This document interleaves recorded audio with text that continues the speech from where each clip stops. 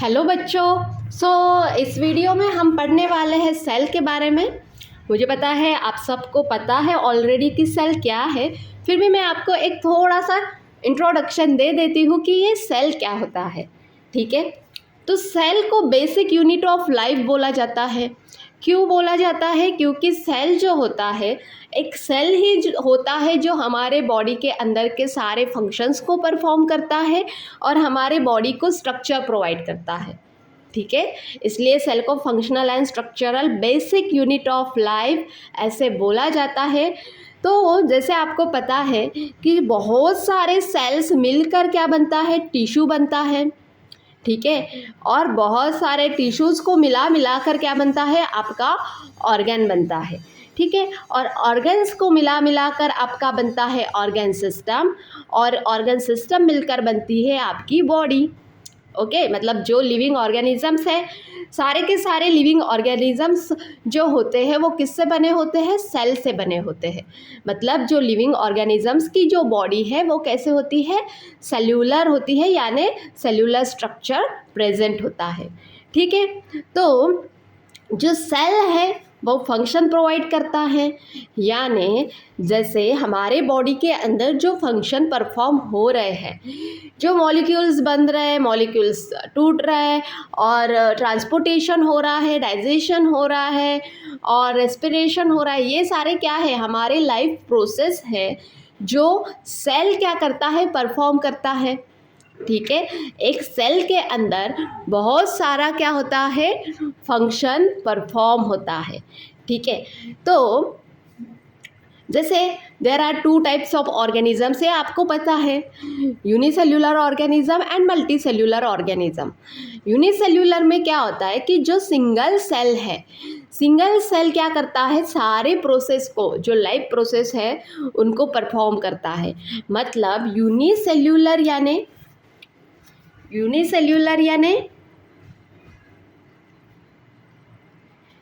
Single cell.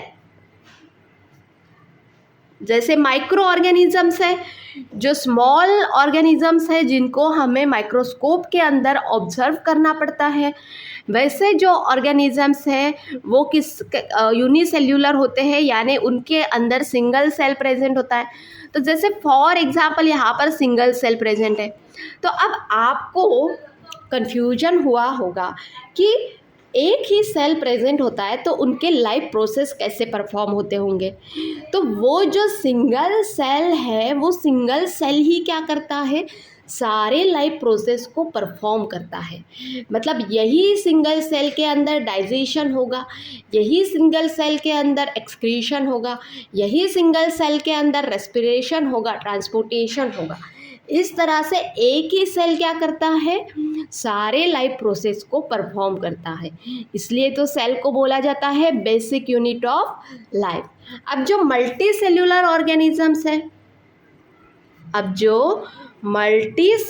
Organisms है, उनके अंदर मेनी सेल प्रेजेंट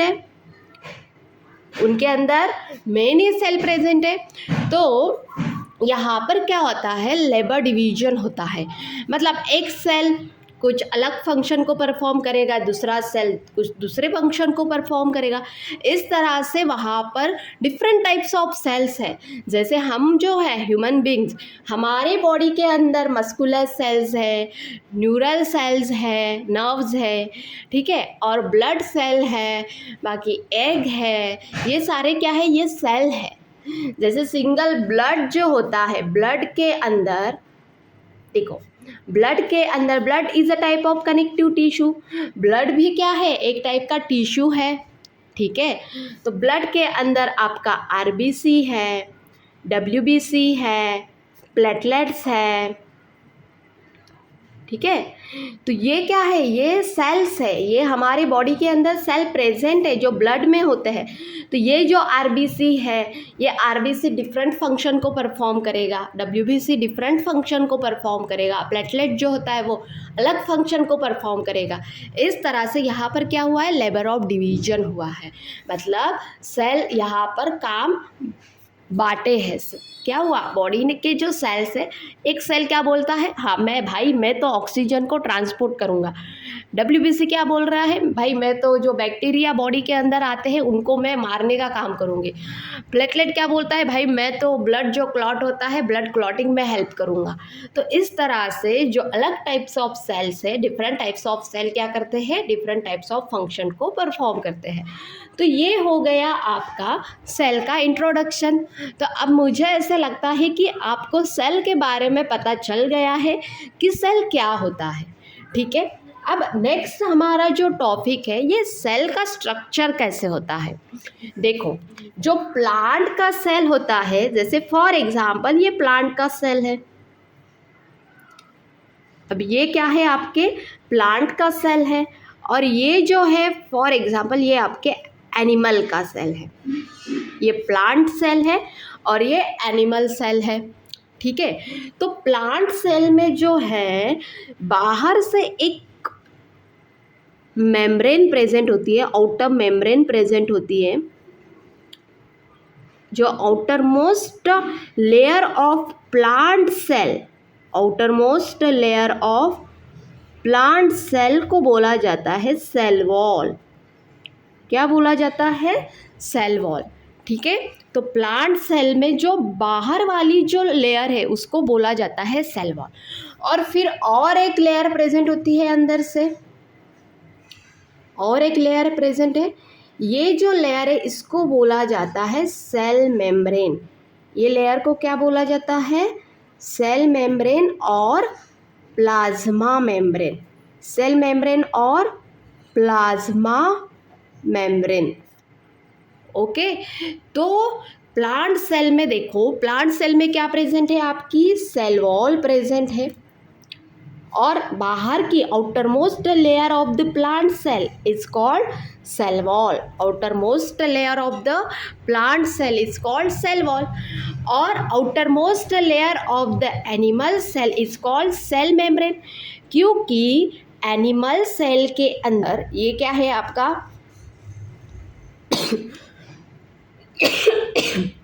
ये आपका क्या है, एनिमल सेल। ठीक है, ये आपका क्या है, एनिमल सेल है। तो एनिमल सेल के अंदर सेल वॉल जो होती है वो एब्सेंट होती है, यानी सेल वॉल प्रेजेंट नहीं होती है। एनिमल सेल के अंदर सेल वॉल जो होती है वो एब्सेंट होती है, सेल वॉल प्रेजेंट होती है क्या, नहीं होती है।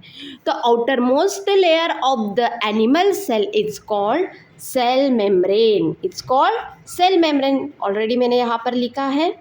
ठीक है, outermost layer of the cell wall, outermost layer of the animal cell is called cell membrane। ठीक है, प्लांट सेल में सेल वॉल प्रेजेंट है और एनिमल सेल के अंदर सेल वॉल जो होती है वो एब्सेंट होती है। मतलब एनिमल सेल की जो आउटर मोस्ट जो लेयर है वो क्या है, सेल मेम्ब्रेन है। ठीक है, अब इसके बाद ये जो सेल वॉल है, यहाँ पर देखिए प्लांट सेल के अंदर जो सेल वॉल होती है वो किससे बनी होती है, ये एक सब्सटेंस से बनी होती है जिसको बोला जाता है सेल्यूलोज। किससे बनी होती है, सेल्यूलोज से बनी होती है। प्लांट सेल के अंदर जो सेल वॉल प्रेजेंट होती है वो सेल वॉल जो होती है वो सेल्यूलोज से बनी होती है। और ये जो है ये कैसी होती है, हार्ड होती है, हार्ड होती है और सपोर्ट प्रोवाइड करती है सेल को। ठीक है, हार्ड होती है और सपोर्ट प्रोवाइड करती है किसको, सेल को। ओके, अब यहाँ पर देखिए आप एनिमल सेल के अंदर सेल मेम्ब्रेन प्रेजेंट है। अब ये जो सेल मेम्ब्रेन है ये सेल मेम्ब्रेन सिलेक्टिवली परमिएबल है। अब ये दोनों सेल में प्रेजेंट है। ठीक है, प्लांट सेल में भी है सेल मेम्ब्रेन और एनिमल सेल में भी है।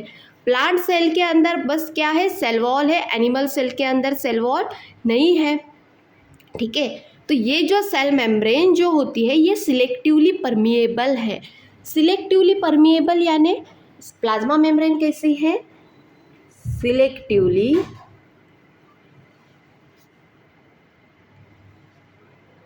परमिएबल है। सिलेक्टिवली परमिएबल यानी कैसे है ये? सिलेक्टिवली परमिएबल है। सिलेक्टिवली परमिएबल यानी ये सिलेक्टिव चीज़ों को ही सेल के अंदर आने देती है और सिलेक्टिव चीज़ों को ही सेल के बाहर जाने देती है, इसलिए इसको बोला जाता है सिलेक्टिवली परमिएबल। सिलेक्टिव चीज़ों को ही यानी सिलेक्टिव सब्सटेंसेस जैसे CO2 आता है ना सेल के अंदर, या फिर ऑक्सीजन आता है, तो ये जो सब्सटेंसेस है ये सब्सटेंसेस को कुछ ही सब्सटेंसेस जो इम्पॉर्टेंट सब्सटेंसेस होते हैं, जो यूज़फुल सब्सटेंसेस होते हैं सेल के लिए, वैसे सब्सटेंसेस को ही वो सेल के अंदर आने देती है। और जो वेस्ट प्रोडक्ट होता है सेल के अंदर, अगर मेटाबॉलिज्म की वजह से कुछ वेस्ट बन गया है तो वो वेस्ट को सेल के बाहर जाने देती है। ठीक है, यूज़फुल सब्सटेंसेस को ही वो सेल के अंदर आने देगी और वेस्ट मटेरियल को सेल से बाहर जाने देती है, इसलिए इसको क्या बोला जाता है? Selectively permeable membrane. जो प्लाज्मा मेम्ब्रेन है वो कैसी होती है? सिलेक्टिवली परमिएबल होती है। प्लाज्मा मेम्ब्रेन कैसी होती है? सिलेक्टिवली परमिएबल होती है। ओके, तो आज हमने इस वीडियो में हमने पढ़ा कि सेल क्या है और सेल के लेयर्स के बारे में पढ़ा हमने। प्लांट सेल में सेल वॉल होती है, एनिमल सेल के अंदर सेल वॉल प्रेजेंट नहीं होती है। और हमने पढ़ा सेल मेम्ब्रेन के बारे में। जो सेल मेम्ब्रेन होती है वो सिलेक्टिवली परमिएबल होती है, यानी वो सिलेक्टिव चीज़ों को ही सेल के अंदर आने देगी और सिलेक्टिव चीज़ों को ही सेल के बाहर जाने देगी। ठीक है, तो अब हम ये जो टॉपिक है इसको नेक्स्ट वीडियो में कंटिन्यू करेंगे। So thank you and take care.